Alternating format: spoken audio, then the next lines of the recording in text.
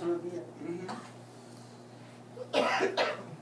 वैष्णव भगवान तिनेर स्मरण है विघ्न विनाशन अनयसे है निज वांछित पुरन नारायणं नमस्कृत्यं नरं चैव नरोत्तमं देवीं सरस्वतीं व्यासं ततो जयमुदीरयेत् मूकं करोति वाचालं पंगुं लंघयते गिरिं यत्कृपातमहं वन्दे श्रीगुरुं दीनतारिणं भुजे सव्यवेणुं शिरसिशिखिपिच्छं कटितटे दुकूलं नेत्रान्ते सहचरकटाक्षं च विदधते सदा श्रीमद्वृन्दावन वसति लीला परिचयो जगन्नाथ स्वामी नयन पथगामी भवतु मे नीलाम्भुज श्यामल कोमलांग सीता समारोपित वाम भागम पाणो महासायक चारु चापम नमामि रामं रघुवंशनाथम दिव्यद वृंदारन कल्पद्रुमाद श्रीमद रत्नागार सिंहासनस्थो श्री श्री राधा श्रील गोविंद देवो प्रेष्ठादिभिः सेव्यमानो स्मरामि भक्त्या विहीना अपराध लक्ष्ये क्षिप्तश्च कामादि तरंग मध्ये कृपामयि त्वां शरणं प्रपन्न वृंदे नमस्ते चरणारविंदम् श्री कृष्ण चैतन्य प्रभु नित्यानंदा श्री अद्वैत गदाधर श्रीवासादि गौर भक्त वृंदा हरे कृष्णा कृष्णा कृष्णा हरे हरे हरे राम राम राम हरे हरे। बोलो श्री श्री राधा नील माधव जी की जय। एक बार हमारे गुरु महाराज जी कार्तिक मास में ब्रजमंडल परिक्रमा में विश्राम घाट में जहाँ से परिक्रमा शुरू हुई वहाँ पे जमुना जी के किनारे खड़े होके 1 मास 84 कोस ब्रजमंडल परिक्रमा का संकल्प ले रहे थे। हमारे जो वहाँ के पंडा जी हैं चौबे जी, उन्होंने गुरु जी के हाथ में जल दिया, गोना पहनाया और गुरु जी ने संकल्प किया कि मैं इन सबको लेके 1 मास ब्रजमंडल परिक्रमा कराऊंगा। 1990 की बात है। तो वहाँ पे गुरु महाराज जी ने मथुरा धाम के बारे में बताया कि जो मथुरा स्थान है इसको मधु दैत्य ने बसाया था। इस जगह का नाम है मधुपुरी। ठीक है। तो मधु दैत्य बड़ा भक्त था, लेकिन उसके आगे लवणासुर हुआ और उसने बहुत आतंक मचाया। तो ऋषियों ने जाके भगवान राम से अयोध्या में शिकायत की। तो भगवान ने अपने सबसे छोटे भाई शत्रुघ्न को भेजा, जाके देखो क्या बात है। तो लवणासुर का युद्ध हुआ और शत्रुघ्न फिर वहां के राजा बने। तो पहले जो आर्य मथुरा के राजा थे वो शत्रुघ्न। लेकिन आप जानते हैं कि जब भगवान राम ने अपनी लीला समेटी तो उन्होंने मैसेज भेजा छोटे भाई को कि अभी वापस जाना है, साकेत धाम आ जाओ। तो शत्रुघ्न जो हैं इतने व्यस्त थे अपनी रूटीन में और प्रजा की इतनी सेवा कर रहे थे कि वो ये चीज भूल ही गए कि उनको जाना भी है। तो एकदम वो हतप्रभ हो गए और भगवान ने कहा कि सुबह अयोध्या पहुंचो। कहाँ मथुरा, कहाँ अयोध्या? तो शत्रुघ्न ने अपनी धर्मपत्नी को बुलाया, बताया सारा।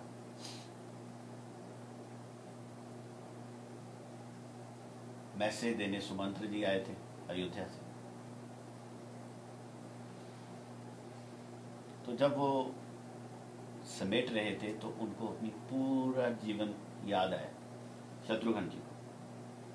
शत्रुघ्न जी का ऐसा चरित्र है, इनके बारे में कुछ ज़्यादा मिलता नहीं है। तो वहाँ पे उन्होंने अपने बारे में बताया सुमंत्र जी को, ठीक हो। उन्होंने कहा कि जब भगवान श्री राम वनवास में चले गए तो भरत जी अयोध्या छोड़ के वहाँ चले गए नंदीग्राम में, तपस्या में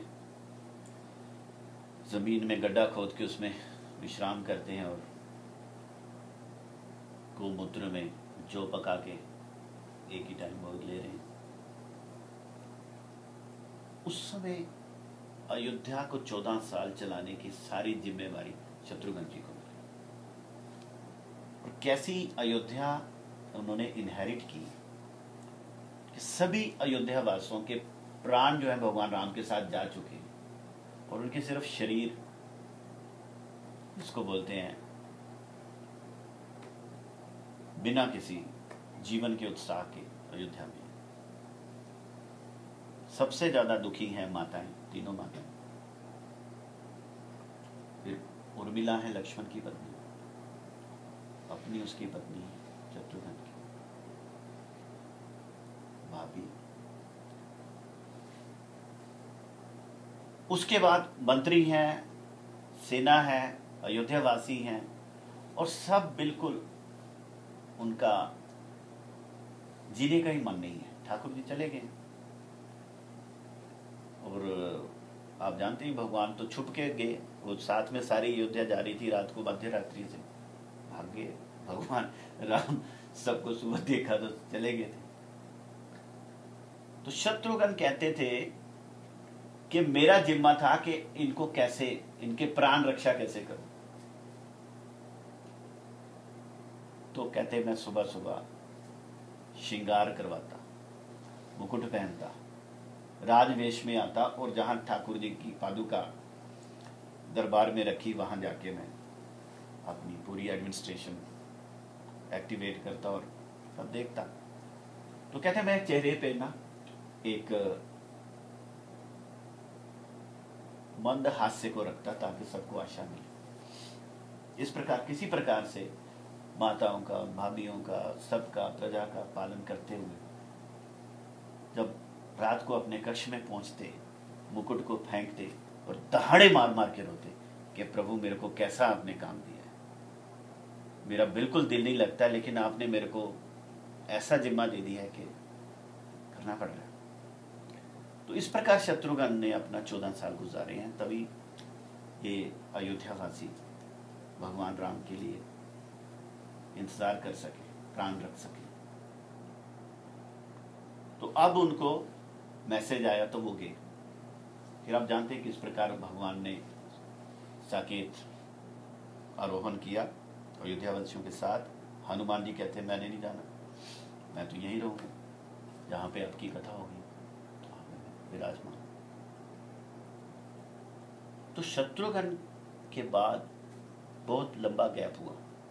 उसके बाद शूरसेन ने ये मथुरा का राज संभाला और उसके बाद उग्रसेन, क्या नाम था कंस के पिता का नाम, उग्रसेन। उसके बाद कंस जब आया तो उसने टोटल पिता को बंदी गृह में डाला और पूरा कंट्रोल ले लिया। वो जो सिचुएशन हुई उस समय भगवान आए। कि मथुरा की हिस्ट्री बड़ी लंबी चौड़ी है। तो गुरु महाराज जी बता रहे हैं कि ये जो मथुरा है ये वैकुंठ से भी श्रेष्ठ है, क्योंकि वहां पे भगवान की वात्सल्य भक्ति नहीं मिलती आपको। कांत रस में भक्ति तो बड़ी दूर की बात है। 2.5 रस वैकुंठ में, दास भक्ति कर सकते हैं, थोड़ा सा सखा कर सकते हैं, शांत रस कर सकते हैं, लेकिन मथुरा में आपको 5 रस मिलते। किस प्रकार? जब अक्रूर लेके आए और कंस ने रची थी सारी स्टेडियम में कुवल्या पीड़ हाथी और सारा सिस्टम, तो भगवान जब प्रवेश किया है स्टेडियम में बलराम के साथ, तो वो जो भगवान की झांकी है ना, हमारी पूरी वैदिक हिस्ट्री में, पूरे स्क्रिप्चर्स में आप किसी के बारे में सुन लें, किसी भी अवतार में ये 12 गुण एक साथ प्रकट नहीं हुए जो भगवान कृष्ण में उस समय प्रकट हुए। श्लोक है मल्ला नाम सिंह, कंस के जो चाणूर मुष्टिक पहलवान थे, उनको लगा बहुत बड़ा पहलवान आ गया, और जो राजा बैठे थे सब लोग, उनको लगा कोई बहुत बड़े महाराज आ गए, और कंस को क्या लगा, साक्षात मृत्यु आ गई। जो मथुरा के बुजुर्ग लोग थे उनको लगा बड़े कोमल कोमल 2 बच्चे आ गए, वात्सल्य रस प्रकट हो गया। जो युवा स्त्रियां हैं उनको साक्षात कामदेव पति के रूप में उन्होंने देखा, सखाओं को सखा लगे, प्रजाओं को स्वामी लगे। तो ये 5 मुख्य रस वहां प्रकट हुए, शांत, दास्य, सख्य, वात्सल्य, मधुर। और इनके साथ जो 7 गौण रस हैं, जिसमें करुण, ये विभत्स, भयानक वगैरह वगैरह, ये जितने भी गौण रस एक साथ भगवान कृष्ण में प्रकट हो। यहाँ की विभत्स रस भी प्रकट हुआ। देखो विभत्स रस भी भगवान में, हाथ में वो खून से सनी उसकी वो पकड़ी हुई है ना, शंख, उसका दांत, हाथी का दांत, वल्यापीड़ का, तो वो विभत्स रस भी प्रकट हुआ। और जो सखा रोग है, वो सखा भाभी और ठाके मार के हंस रहे, देखो क्या मजा आ रहा है, कितना बढ़िया आ रहा है, तो सखा हास्य भाव भी हो रहा है। कंस के प्राण निकल रहे हैं, उसके लिए भय है। तो इस प्रकार 12 रस एक साथ भगवान कृष्ण में ही प्रकाशित हुए। ये घटना अयोध्या में भी हुई है, जब भगवान वनवास के बाद आए हैं, तो उस समय भी भगवान राम में ये सारे रस प्रकाशित हुए, एक कांत भाव को छोड़ के, क्योंकि उन्होंने मर्यादा पुरुषोत्तम का किया ना, तो केवल सीता का अधिकार है। भगवान राम में कांत भाव के दर्शन नहीं मिल सकते दूसरों को, अगर मिलेंगे भी तो भगवान उनको पूरा नहीं कर सकते, क्योंकि भगवान राम जहां जहां गए, वहां जहां जहां युवा स्त्रियों ने उनके दर्शन किए, कहते हैं हमें तो आप पति चाहिए, कोई चाहिए नहीं दूसरा। सबसे पहले जनकपुर की सीता की सखियां सारी, जनकपुर की स्त्रियां कहते हैं महाराज आपके दर्शन मिल गए, अब तो हम किसी काम के नहीं रहे, आप ही हमारे पति हैं और कोई छो नहीं सकता। दंडकारण्य में वनवास में जितने ऋषि मुनि थे, कहते हैं महाराज पति रूप में कृपा करो। तो सब जगह जो भील थे उनकी स्त्रियों ने भी उनको पति के रूप में चाहा, यहां तक कि जहां भी भगवान राम गए तो कांत रस में सबने इच्छा की, लेकिन भगवान ने सबको आश्वासन दिया कि तुम सब गोपियों के रूप में आ जाओ और मैं तुम्हें कृष्ण के रूप में मिलूंगा। ठीक है ना। तो भगवान राम में भी कांत रस से आप भक्ति नहीं कर सकते, लेकिन भगवान कृष्ण में कर सकते। तो इस प्रकार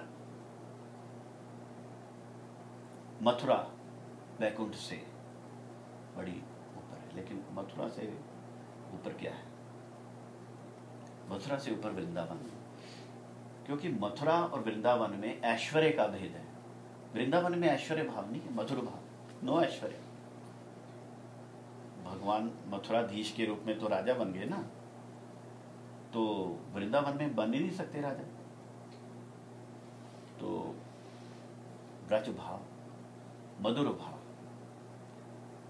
और वृंदावन में आगे जाके आप गिरिराज गोवर्धन श्रेष्ठ है, और गिरिराज गोवर्धन में राधा कुंड सर्वश्रेष्ठ है। तो इस पूरी जो सृष्टि है उसमें राधा कुंड सर्वोपरि स्थान, राधा रानी का अभिन्न स्वरूप, तरल रूप में राधा रानी। तो इस प्रकार हम ब्रजमंडल परिक्रमा गुरु महाराज जी के साथ करते, विश्वास नहीं कर सकते किस प्रकार का अनुभव होता है। गुरु महाराज जी ने मंगल आरती में वहां सुबह प्रकट हो जाता, और वहां से उनका कीर्तन फुल उस पे वॉल्यूम में विदाउट माइक, उसके बाद थोड़ा सा विश्राम, चलो जी नगर संकीर्तन प्रारंभ, निकल गए। एक बार वहां कर्फ्यू लगा था मथुरा में, पूरे बाजार बंद, टोटल कर्फ्यू।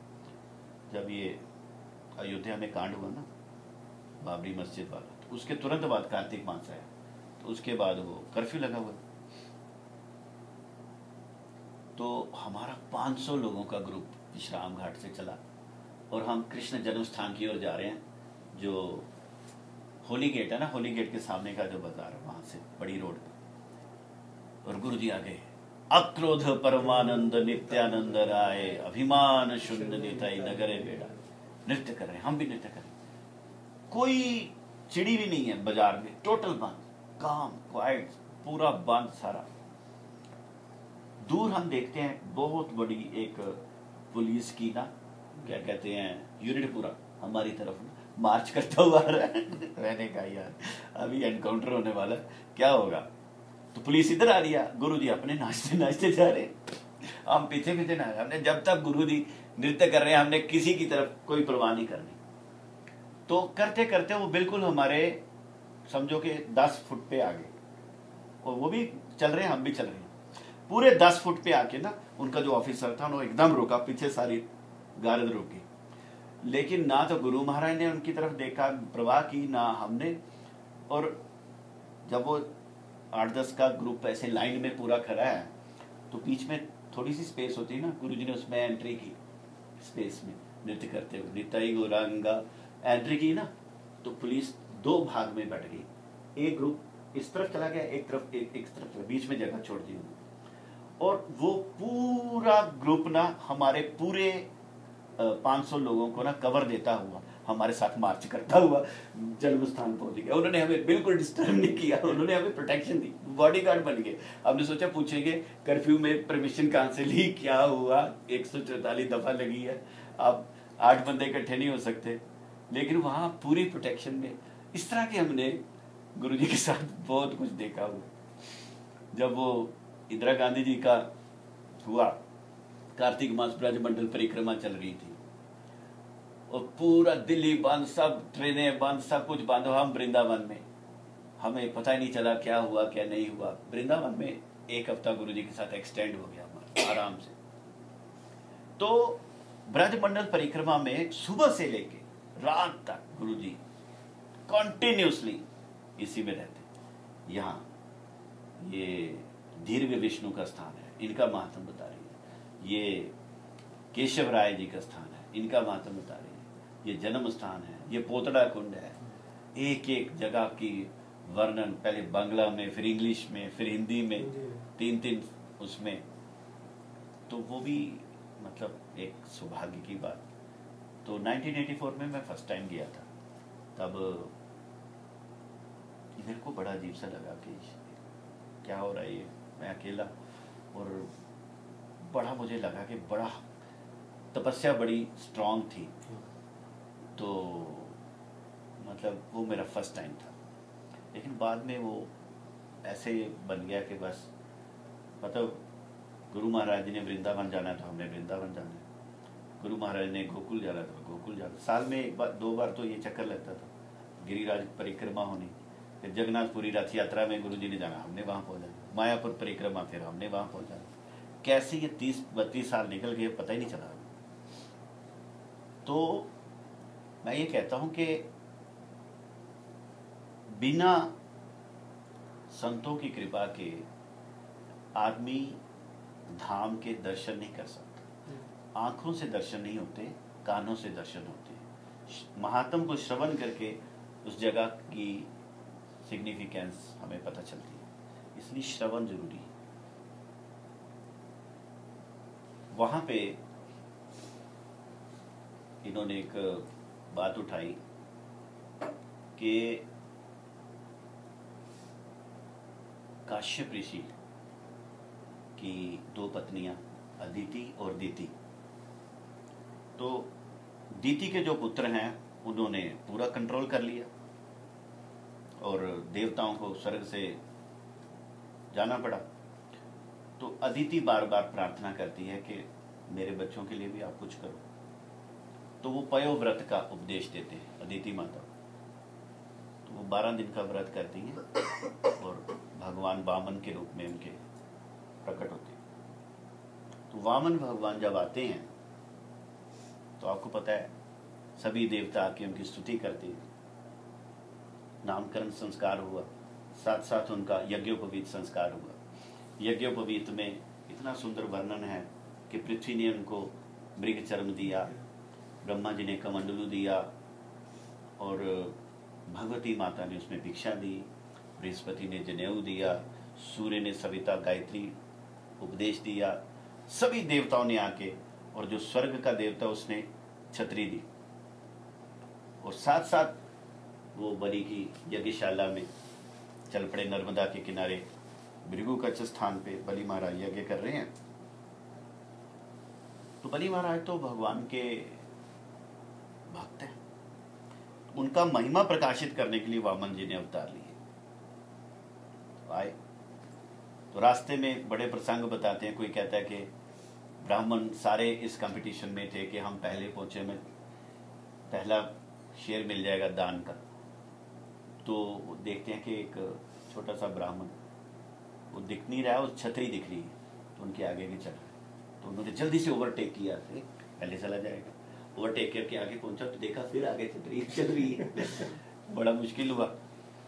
बीच में वो भी प्रसंग है कि नदी आ गई, वो सारे क्रॉस करके ब्राह्मण महाराज डूबने लगे। तो एक आ गया वहाँ, उसने अपने कंधे पे उठाया, भगवान के चरण जैसे हाथ में लिए ना, तो एकदम बेहोश हो गया, चेत होने लगा। वो कहता तू पार कर, पार चल, जल्दी जल्दी पार कर रहा मेरे को। तो राम अवतार में वही केवट हुआ। तो इस प्रकार बड़े सारे प्रसंग है।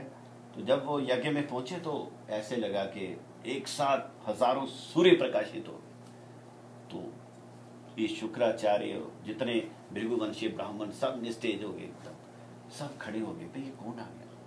कहीं सूर्य देव तो नहीं आ गए, कहीं अग्नि देव तो नहीं आ गए, कौन आ गए? तो बलि महाराज एकदम परिवार के साथ जाके प्रणाम करते हैं।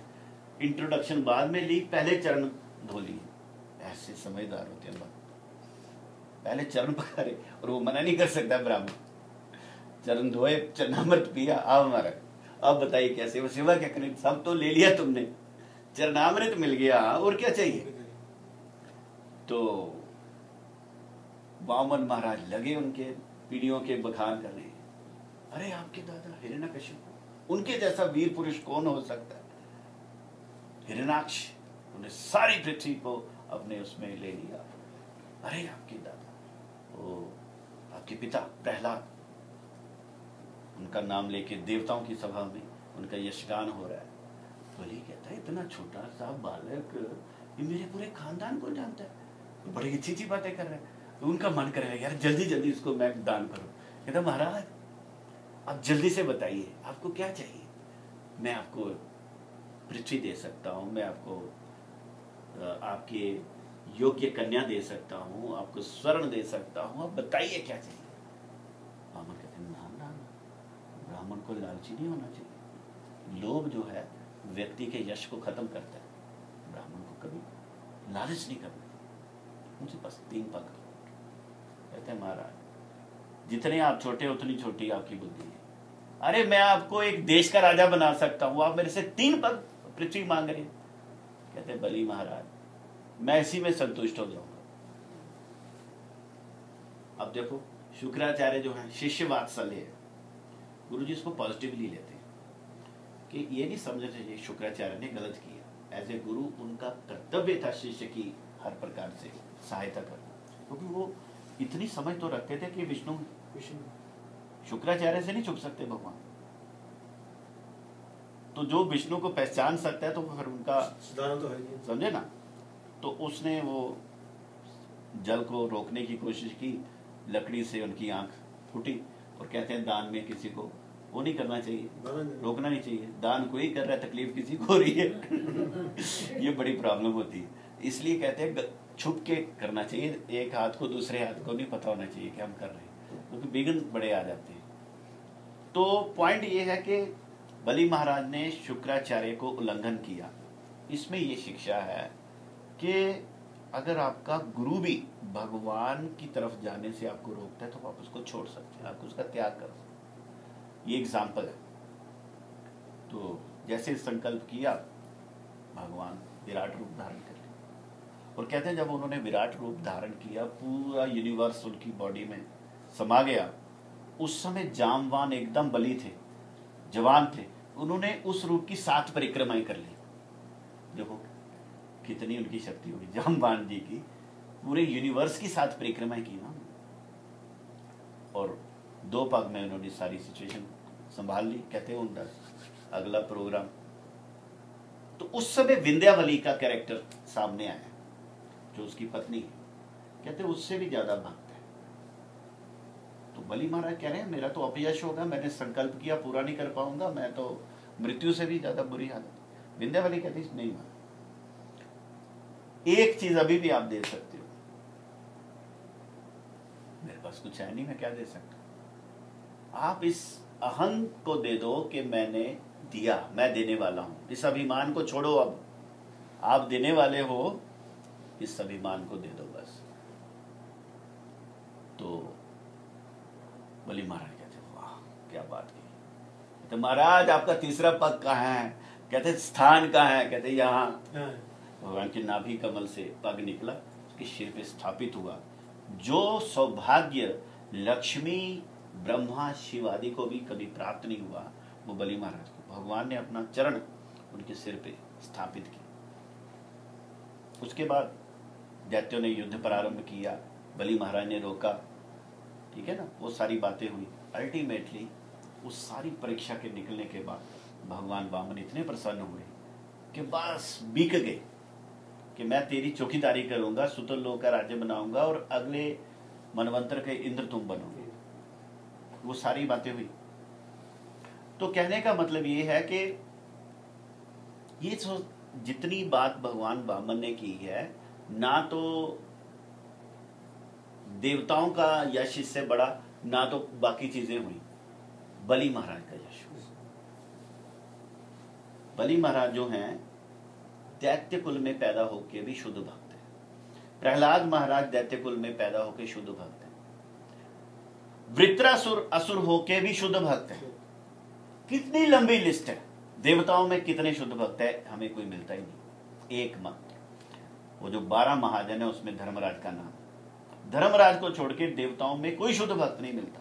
और असुरों में आपको कितने शुद्ध भक्त मिलते? विभीषण, अभी तक सप्त चिरंजीवियों में उनका नाम।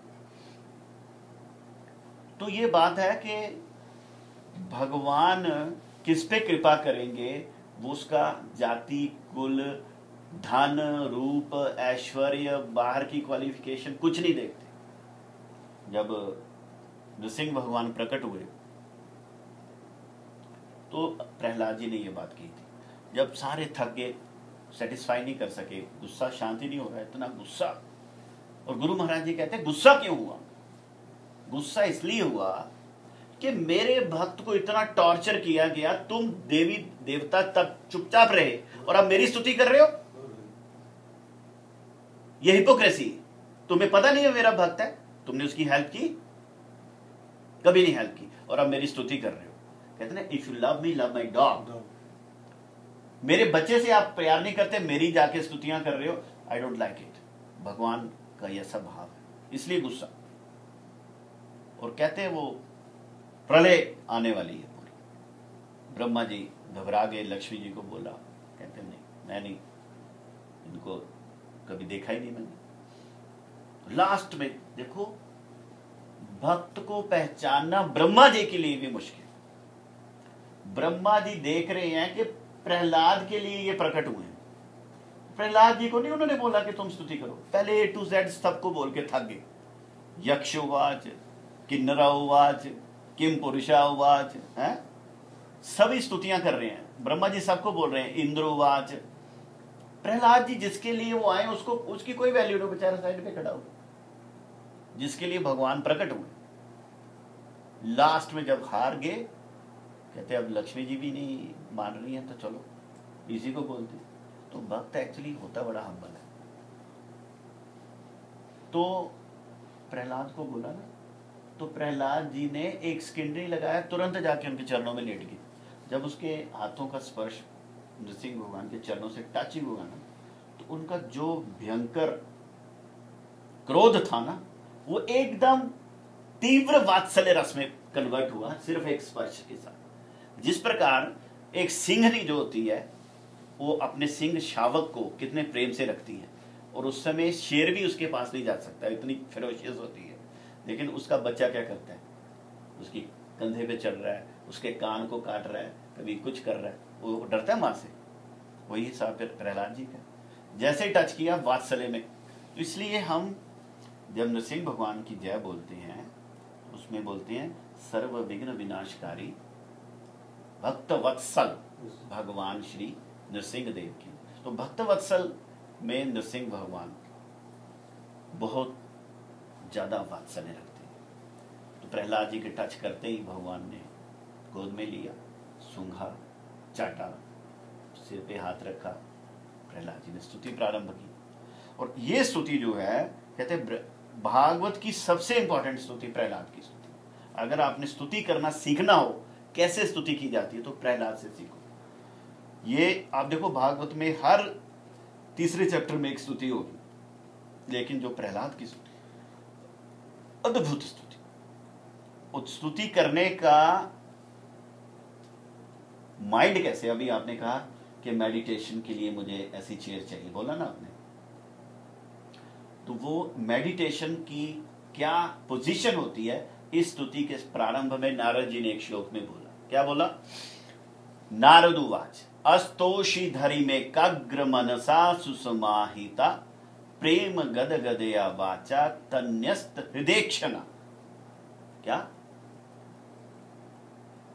पहले अस्तोषि धरि में एकाग्र मनसा, एकाग्र मनसा होकर पहले मन को पूरी तरह एकाग्रचित किया, है? सुसमाहिता, समाहित, सुसमाहित, एकदम स्थिर, प्रेम गदगदे वाचा। सिर्फ कंसंट्रेशन से काम नहीं चलता, योगा में यही मिसिंग लिंक है। योगा वाले कंसंट्रेशन सिखाते हैं, भाव नहीं सिखाते, और भाव के बिना कनेक्ट नहीं होता, ये प्रॉब्लम है। जब तक भाव नहीं होगा कम्युनिकेशन नहीं होती। तो वो आपको ना रेडी कर देते हैं to connect with all your concentration, लेकिन भाव नहीं है, भक्ति नहीं है, तो कनेक्शन ही नहीं होता। आप रहो, रेडी रहो, रेडी होके रहो। आउटलेट लगा लेकिन इलेक्ट्रिसिटी एग्जैक्टली, तो रेडी होके रहो। तो वो प्रेम गदगदया वाचा, कैसी वाणी? प्रेम से गदगद वाणी, तन्निष्ठ हृदयक्षण, हृदय से, भाव से भगवान की। क्या कह रहे हैं? प्रहलाद हुआ। पहला श्लोक क्या बोल रहे हैं? ब्रह्मादया सुरगना मुनियोथ सिद्धा सतोवैकतान मतयो वचसाम प्रवाहे नाराधितुम पुरुगुण रघुनापि पिप्रु किम तोष्टु मरहति समय हरिरुग्र जाते। हे उग्र जात हरि, इतने बड़े बड़े देवता ब्रह्मा आदि आपको अपनी धारा प्रवाह स्तुति से संतुष्ट नहीं कर पाए, तो मैं घोर तमोगुण असुर योनि में पैदा हुआ आपकी कैसे स्तुति कर सकता हूं? यह है क्वालिफिकेशन स्तुति करने वाले की, कि मैं कर ही नहीं सकता। I don't know how to pray, मेरे अंदर भाव ही नहीं है, मेरी क्वालिफिकेशन नहीं है, मैं तो बिल्कुल, इतने बड़े बड़े लोग नहीं आपकी स्तुति कर पा रहे। नेक्स्ट, मन ने धना भिजन रूप तपा श्रुतोजस तेज प्रभाव बल पौरुष बुद्धि योगा नाराधनाय ही भवंती परस्य पुंसो भक्त्या तुतोष भगवान गज यूथ पाए। लेकिन मेरी एक आशा है, आप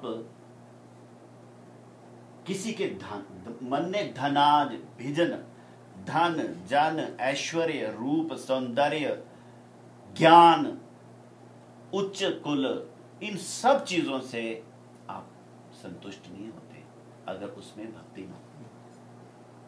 और भक्ति हो तो एक पशु से भी आप संतुष्ट हो जाते हैं। गज यूथ पाए, गजेंद्र से कैसे संतुष्ट हो गया? तो गजेंद्र पे आपने कृपा की क्योंकि उसके अंदर क्या थी? भक्ति। क्या उसने संस्कृत के श्लोक बोले थे? भाव से कमल का फूल फेंका, पिछले जन्म की स्मृति आ गई उसको। तो कहने का मतलब ये है कि प्रहलाद जी की स्तुति का सेकंड स्टेप, कि भाव और भक्ति से आप प्रसन्न होते हैं। तो ये जो 2 पॉइंट्स हैं कि मैं नहीं कर सकता, इसलिए हमारे गुरु महाराज जी कहते हैं दो प्रकार की स्तुति करनी चाहिए। पहली तो हमें यह स्तुति करनी चाहिए कि हम आपकी सिंसियरली स्तुति कर सकें। ये बड़ी गुप्त रहस्य की बात है, ऐसी स्तुति नहीं हम करते, हम तो डायरेक्ट शुरू हो जाते हैं सीधा, हे कृष्णा करुणा सिंधु दीना बंधु, थल्ले दी गाली नहीं करनी। वो कहते हैं पहले भगवान गुरु वैष्णव भगवान तिनिर स्मरण, हे गुरुदेव कृपा करो, मैं स्तुति नहीं कर सकता, आप मेरे अंदर भाव लो। मुझे याद है जब पंजाब में हालत बड़ी ख़राब थी, ब्लू स्टार ऑपरेशन के बाद बड़ी मारकाट लगी हुई थी, गुरुजी ने कभी भी पंजाब में आना बंद नहीं किया, क्योंकि गुरुजी का मुख्य स्थान ही वो था जलंधर, लुधियाना, बठिंडा, अमृतसर, चंडीगढ़, यहाँ तक के रोपड़ और क्या क्या बुच्चो मंडी, मानसा, मंडी गोविंदगढ़, इस सब जगह गुरुजी का प्रोग्राम होता था। तो जलंधर में एक बड़ी अच्छे परिवार की एक बुजुर्ग महिला आई, बहुत इंप्रेसिव थी। तो वो गुरुजी के प्रोग्राम में खड़ी हो गई, मैं वहीं बैठा था, हाथ जोड़े रो रही है। उग्रवादियों ने उसके भतीजे का वो कर दिया, फोन कर दिया, कहते महाराज अब सहन नहीं होता, आप कृपा करो, आप कृपा करो, अब इस बंद होना चाहिए। तो गुरुजी ना उसका वो भाव देख के इतने मूव हो गए, इतने मूव हो गए, आई कैन सी उनकी आंखों में अश्रु आ गए थे। तो गुरुजी ने कहा, माता जी ने अभी जो कुछ कहा, मुझे लगता है मैं तो भक्त नहीं हूं, लेकिन भगवान तो कृपालु हैं। ये जो स्तुति है ये प्रहलाद जी ने की है, हम ये स्तुति करते हैं क्योंकि प्रहलाद जी के शब्द हैं, इसलिए भगवान कृपा करेंगे। तो गुरु जी ने स्तुति पूरी वहां पे बोली। तो मुझे लगता है ना कि संत ना होते जगत में तो जल मरता संसार। जब प्रॉब्लम्स आती हैं हमारे कंट्री में तो ऐसा लगता है पता नहीं क्या होने वाला है, लेकिन ये जो अच्छे संत पुरुष हैं, इनके रहने से, एग्जिस्ट करने से हमारा कंट्री कैसे चल रहा है। और आप जानते ही हैं, मुझे लगता है कि भारत में अगर कुछ है तो एसेंस उसके जो साधु, जो उसके संत पुरुष, जो उसके भगवान के कृपा प्राप्त लोग, उनकी वजह से हमारा कंट्री एग्जिस्ट कर रहा है। नहीं तो कलयुग की सबसे ज़्यादा अगर कहीं पे प्रकोप है तो हमारे कंट्री में। तो इसलिए प्रहलाद जी की स्तुति गुरु जी की सबसे प्रिय स्तुति है। मुझे पता है एक बार हमारे कलकत्ता मठ में गुरु जी ने 1 मास प्रहलाद स्तुति का पाठ किया था। रोज गुरु जी का लेक्चर होता है ना शाम को 1 घंटा, तो हर दिन 1 या 1.5 श्लोक की एक्सप्लेनेशन होती है। 1 श्लोक लेना, पूरा 1 घंटा 1.5 घंटा उस पर बात करनी। तो 1 महीना मैं वहां रहा, 1 महीना गुरु जी ने किया। और जब गुरु जी स्तुति प्रारंभ करते थे ना, पूरे मठ में गुरु जी की आवाज मिलती थी, चाहे गा के एकदम, ब्रह्मादया सुरगना मुनियोथ सिद्धा सत्वैक तान मतयो वचसाम प्रवाहे। तो ऐसा लगता था कि नृसिंह भगवान गुरु जी के सामने खड़े हैं और गुरु जी बिल्कुल उनको देखते हुए स्तुति कर रहे। तो वो मैं समझता हूं हमारी सबसे बड़ी फॉर्चून ये है कि ऐसे संतों के साथ हमें भगवान ने मिला दिया। नहीं तो माइनस दैट जिंदगी में और कुछ भी नहीं। उनकी कृपा, उनका आशीर्वाद और उनकी जो वाणी हमारे अंदर चल रही है, यही एक हमारी जिंदगी की सबसे बड़ी संपत्ति है मुझे लगता है। तो जिस प्रकार वो कहते हैं कि अब भई भा भरोसा हनुमंता, बिनु हरि कृपा मिला ही नहीं संता। तो हरि कृपा हो तो संतों की कृपा मिलती है। ब्रह्मांड भ्रमिते कोनो भाग्यवान जीव, गुरु कृष्ण प्रसादे पाए भक्ति लता बीज। तो जब तक कृष्ण की कृपा न हो तो गुरु की कृपा भी नहीं मिलती और भक्ति लता बीज नहीं मिलता। तो ये जो भक्ति लता बीज मिलना एक सदगुरु से बहुत इंपॉर्टेंट है। और सदगुरु की 2 क्वालिटीज है, एक है श्रोत्रिय, दूसरा ब्रह्मनिष्ठ। जैसे आप कह रहे हैं, पर श्रोत्रिय तो बड़े हैं, यानी कि गुरु परंपरा में उन्होंने ज्ञान प्राप्त किया है, हमारे वैष्णव संप्रदाय से उनको सब ज्ञान मिला है, लेकिन ब्रह्मनिष्ठ नहीं है। ब्रह्मनिष्ठ किसको बोलते हैं? तत्वदर्शिना। तत्व को दर्शन किया है जिसने, जिसके बारे में बोला तद विष्णु परमम पदम सदा पश्यन्ति सूर्यो दिवीव चक्षुरात्। दिव्य नेत्रों के द्वारा जो उस विष्णु के श्री चरणों का दर्शन करते हैं, तो वो जो दर्शन कर चुका, जो उस अनुभव को प्राप्त कर चुका, जो भगवद अनुभूति प्राप्त व्यक्ति है, जो जीवित भागवत महाभागवत, उसकी कृपा जब तक हमें नहीं मिलती तब तक जीवन में भक्ति बीज नहीं मिलता। उससे पहले हम जो कुछ करते हैं, short of that is called शुभ कर्म। शुभ कर्म हमें धीरे धीरे उस तरफ ले जा रहे हैं, लेकिन भक्ति इज नॉट कनेक्टेड विद शुभ कर्म। शुभ कर्म take us to better heavenly planets and क्षीणे पुण्य मर्त्य लोक पश्यन्ति। ठीक है ना? तो भक्ति की तरफ ले जाने वाला कर्म क्या है? सुकृति। सुकृति, जहां पे आपने भगवान के भक्त की सेवा कर दी, वहां पे सुकृति बन। आपने एक प्याऊ लगाया, सारी दुनिया पानी पी रही है, वो आपका शुभ कर्म है, लेकिन एक भक्त आके उधर से पानी पी गया, वो आपकी सुकृति बन गई। बंदा रास्ता पूछा, आपने रास्ता बता दिया, वो वाकई कोई शुद्ध भक्त था, आपने उसकी सेवा कर दी, तो वो आपकी सुकृति बन गई। तो सुकृति की जो कमाई है वो हमें भगवान की तरफ ले जाती है। इसी कमाई का रिजल्ट होता है सदगुरु की प्राप्ति और भक्ति लता बीज की प्राप्ति। तो सुकृति के लिए हमें प्रयत्न करना चाहिए। इसलिए गुरु महाराज जी कहते हैं हम दान नहीं कर सकते। हमारा है क्या जो हम दान करेंगे? कर सकते हैं कोई दान? रहीम जी को बोला उन्होंने कि आप बड़े भारी दानी हैं। उन्होंने क्या? देनहार कोई और है, भेजत जो दिन रहे, लोग भरम हम पर करे, ताको नीचे न। नजर नहीं हुई किसी को। मुझे शर्म आती है, लोग मुझे दानी कह रहे हैं, नजरें झुक जाती है। देने वाला वो, भेज वो रहा है, मैं तो बीच में पोस्टमैन का काम कर रहा हूं। तो कहने का मतलब यह है कि दाता सन्मान दानता। सुखदेव जी ने दानी की डेफिनेशन दी। धर्मम चरती स पंडिता, धर्म पे चलने वाला है पंडित। तो जो सम्मान को दान करे वो दान। लेकिन गुरु जी कहते हैं हम दान नहीं कर सकते। दूसरा काम हम नहीं करते, भोग भी नहीं कर सकते।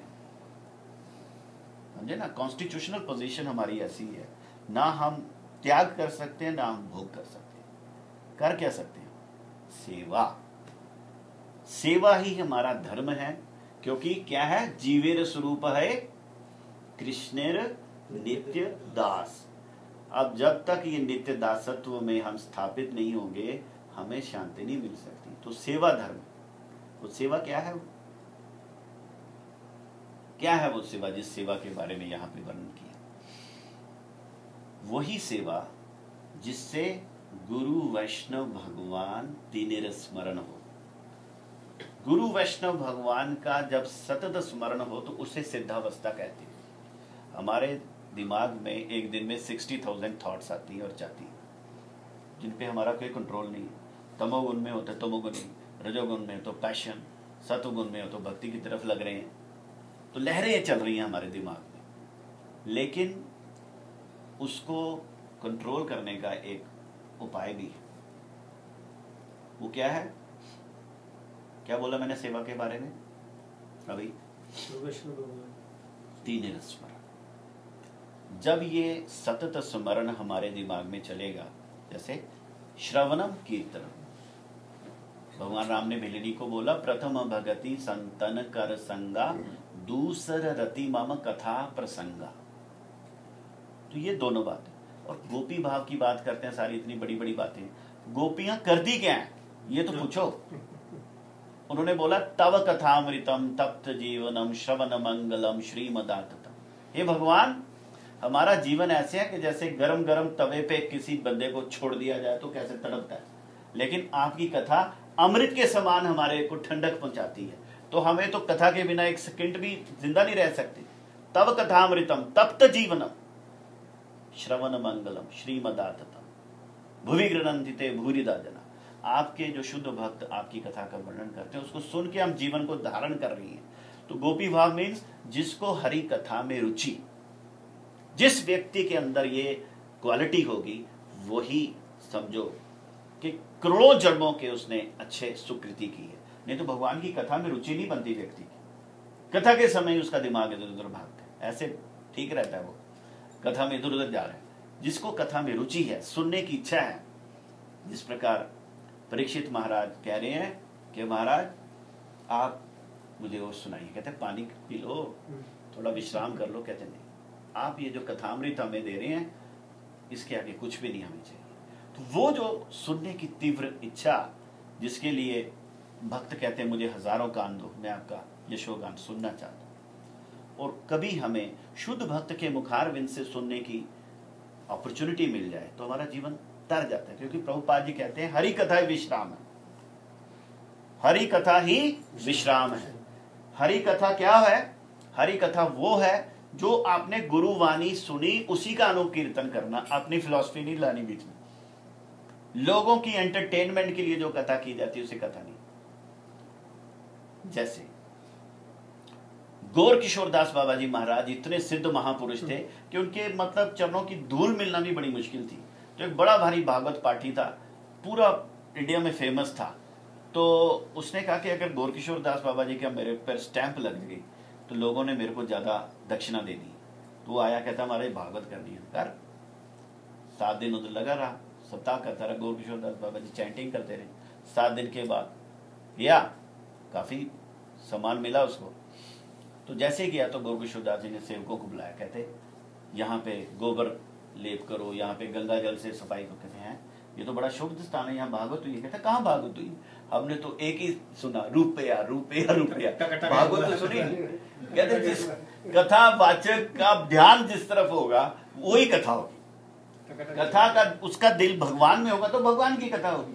वो सोच रहा है कि मैं कैसे गुरु महाराज जी कहते हैं ना कि पार्वती कह रही है कि सदगुरु कैसे मिलेंगे। कहते बहुवा गुरुवा संति शिष्य वित्तापहारे का, दुर्लभ सदगुरु शिष्य संतापहारे का। शिष्य का पैसा हरण करने वाले तो गुरु लाइन लगा के खड़े हैं। ये सतयुग की बात है, ये अभी की बात नहीं है। अभी की तो लिमिटेड कंपनी नहीं रही, अनलिमिटेड हो गया। लेकिन शिष्य के संताप को हरण कर ले ऐसा सदगुरु मिलना बहुत दुर्लभ है पार्वती। अब देखो हमारी हरे कृष्णा मूवमेंट इतनी महान है कि यहाँ पे भक्ति विनोद ठाकुर जी का आशीर्वाद है कि this line will never come to an end, it will be eternal. ये विनोद धारा, भक्ति विनोद धारा कभी रुकेगी नहीं। अब देखो शुद्ध भक्त इसमें आते रहेंगे, ठीक है ना, शुद्ध भक्त आते रहेंगे। और हमारा सिस्टम ही है। हमारा सिस्टम क्या है? देखो महाप्रभु के टाइम से आप सिस्टम को देखो, कॉन्सेप्ट है दीक्षा गुरु और शिक्षा गुरु। जीव गोस्वामी, नरोत्तम, श्यामानंद और निवासाचार्य को शिक्षा दे रहे हैं और तीनों के दीक्षा गुरु डिफरेंट है, ठीक है ना, लेकिन उनके शिक्षा गुरु जीव गोस्वामी। तो ये शिक्षा गुरु कॉन्सेप्ट हमारे गुरु जी तक फॉलो कर रहे हैं। जब हमारे परम गुरु जी चले गए तो उन्होंने पुरी गोस्वामी महाराज जी को लिया शिक्षा गुरु के रूप में। उनके बाद संत गोस्वामी महाराज, त्रिविक्रम महाराज। तो अपने गुरु वर्ग को लेके चले गुरु जी, कभी अपने आप को आगे लेके नहीं चले। हमें तो पहले 15-16 साल तो यही लगता रहा कि गुरु जी जो है वो गुरु नहीं है, वो पुरी गोस्वामी महाराज गुरु। जब जाना गुरु जी इनको प्रणाम करो, जब जाना इनको प्रणाम ही दो। तो हमें लगता था कि ये गुरु जी जो रिकमेंड कर रहे हैं। तो बाद में पता चला कि गुरु महाराज ये वाले हमारे गुरु महाराज। गुरु जी तो ऐसे चुपचाप पुरी महाराज के पीछे पीछे पीछे पीछे चलते थे। अभी पुरी महाराज ने जो बांग्ला में बोला है मैं उसको आपको हिंदी में समझा देता। Very simple. लेकिन हमें पता नहीं था कि ये महिमा कितनी जबरदस्त है। तो अल्टीमेटली इसका निष्कर्ष ये निकलता है कि इंसान को जीते जी एक शुद्ध भक्त की कृपा प्राप्त कर लेनी चाहिए, वो कनेक्शन ले लेना चाहिए। क्योंकि वो कनेक्शन क्या है? हमारे गुरु महाराज जी कहते हैं quality is more important than quantity. कहते हैं आप एक तराजू लो, उस तराजू के दाईं तरफ आपने करोड़ों जन्मों का साधन भजन रखो और बाईं तरफ सिर्फ एक शुद्ध भक्त की कृपा कटाक्ष रखो। वजन किसका ज्यादा होगा ये बताओ? आपके साधन का वजन ज्यादा होगा कि शुद्ध भक्त की कृपा का वजन ज्यादा होगा? तो किसके लिए प्रयास करना चाहिए? और वो शुद्ध भक्त की कृपा ऐसी होती है, हमारे परम पूज्यपाद संत गोस्वामी महाराज पिछले 8 साल कोमा में थे और गुरु जी जा जाके उनको प्रणाम करते थे। शरीर दिव्य लगता था, ऐसे रोशनी निकलती थी और बीच बीच में बोलते थे। लेकिन कमाल है उनके भक्त, उनके सेवक, लेकिन उनके कहते ना भागवत में लिखा कि मेरा भक्त सांस लेता तो दुनिया को पवित्र करता। ठीक है ना? उद्धव जी ने भी बोला वंदे नंद व्रज स्त्री नाम पादरेणु भिक्षु साम या साम हरि कथोद गीतम पुनाति बहुनत्रयम। क्योंकि उनके हरि कथा गुणगान से सारी दुनिया पवित्र हो रही है। जैसे पूरी दुनिया में अंधकार है, लेकिन एक थोड़ी सी लाइट आएगी तो उसकी पावर उस अंधकार से ज्यादा होगी। अंधकार उसके सामने क्या है? उस लाइट से आप सारी दुनिया में ट्रैवल कर सकते हैं। ठीक है ना? इसी तरह शुद्ध भक्त की जो कृपा कटाक्ष की हमें जरूरत है, और वो कृपा कटाक्ष हमें भगवान की कृपा से मिलता है। बिनु हरि कृपा मिला ही ना ही संता। बोलो वृंदावन बिहारी लाल की जय। वांछा कल्पतरुभ्यश्च कृपा सिंधु भैरव पतितानां पावनेभ्यो वैष्णवेभ्यो नमो नमः।